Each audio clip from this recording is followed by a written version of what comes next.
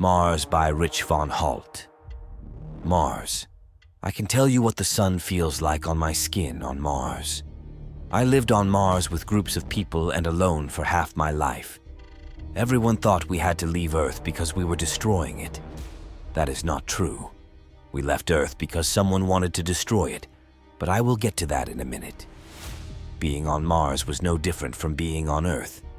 There are no little green guys with big black eyes trying to probe us. There were, however, unique animals that would try to kill us. That could happen even on Earth.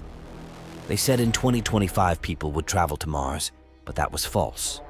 When I got to Mars, there were already cities built by people traveling there to do so from years ago. No skyscrapers or anything, but mall-like places that had supermarkets and giant rooms. Before I left Earth, I remember when my friends would vacation there. This was before it was optional. Living on Mars was the reverse of living on Earth. In the day we slept, and at night we woke up. You got to know everyone in your group very well until they died, and you had to find another group. That was hard at first. Groups did not like letting new people in. The reason we had to leave Earth is that there was a celestial being looking for life in each quadrant of the universe. We know this because we were watching him. I worked for a very prestigious man who had developed this equipment. It is hard to explain. We always said this man was a time traveler and a celestial being himself. On this device, you can see every aspect of the universe. We noticed a tiny dot moving a lot faster than any other. The dot would move to a new solar system, then moments later you would see a portion of it blow up. We knew the portion that was turned to dust had living beings on it. Once we saw this, we knew he was coming to destroy Earth. Before this, I had never been to Mars, but I knew I would be heading there soon. Watching the little dot was terrifying. We were not allowed to let the public know this was happening. We had a countdown, and it was moving fast. The dot was going from one galaxy to another at the speed of light. He moved so fast between planets. I looked at the countdown, and we had 20 seconds. I stepped away and called my dad. He answered. I tried to hold back the tears. I told him the call had to be short and that I loved him.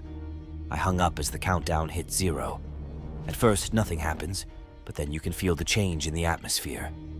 This all felt like out of a Marvel movie. We all wanted to go into a panic, but could not. What I was told is that this celestial being was inhabiting Earth to take in all the knowledge and resources and then destroy it. He wanted to be the ultimate celestial being of all celestials. As we were getting into a rocket ship to head to Mars, I saw his giant red kite-shaped ship. And when the figure exited, he seemed around 12 feet tall.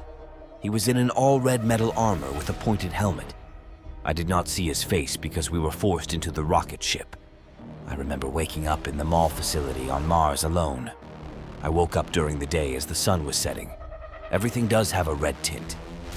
I walked towards the exit of the mall, which was a long tunnel-like when entering an airplane with an opening at the end. I stood just next to the opening but did not go outside and watched the sun as it went down. I was surprised to know I did not need a special suit to breathe. I stuck my arm so I could feel the sun. I could feel the heat burning my skin. The heat was dry. Over the next handful of years, I remained alone. Alone on a new planet. A planet that would never feel like home. A home I could never get used to. That was until I saw a group of people on the opposite side of the mall, which took several years to get to. And in the group was a familiar face. A face that reminds me of home. A face I used to see every day. In the back of the group was a face I remember kissing on our wedding day. Before I could move towards the group, I took a deep breath and locked my eyes with my wife.